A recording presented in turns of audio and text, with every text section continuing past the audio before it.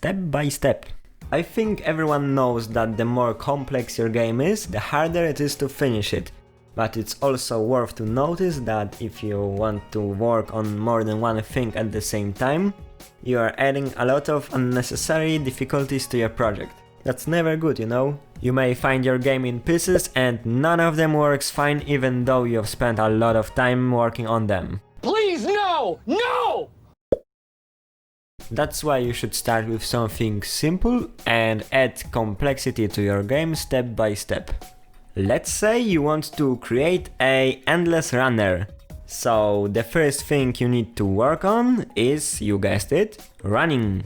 It's obvious that the player will be doing this all the time, so it's the most important part of the game. But we may also call it a base of our game and make sure that every other element uses the fact that the player is running all the time.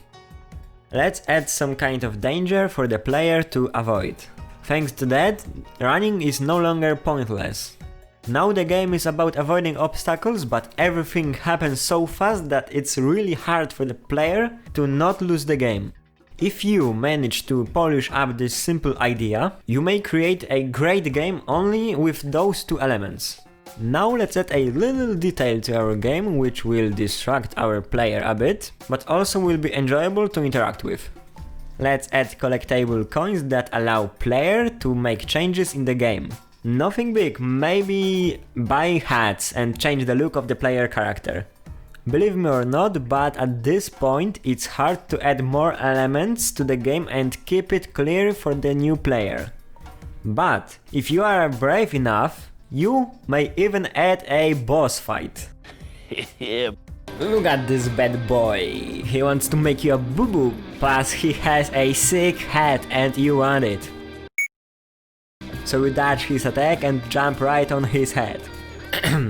But remember to keep this boss fight simple unless you know what you are doing.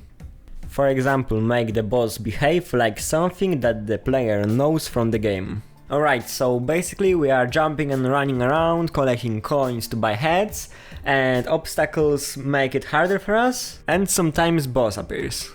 Now let's have a look on another example. Here is a top-down shooter I managed to finish in one weekend long time ago. It's way easier to develop than the previous game, but it's quite similar.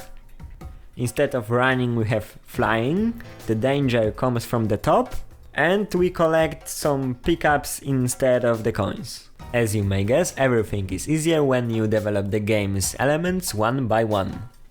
What's more, everything is related to flying. For example, you don't need to press any buttons to shoot because it's automatic, and you collect the pickups by colliding with them, not clicking on them. So, first you need a base for your game, and then add one by one new elements connected to this base. If you think that my advice is useful, give me a like, and if not, give me a dislike, and see you in the next video. I hope you had a good time watching this one.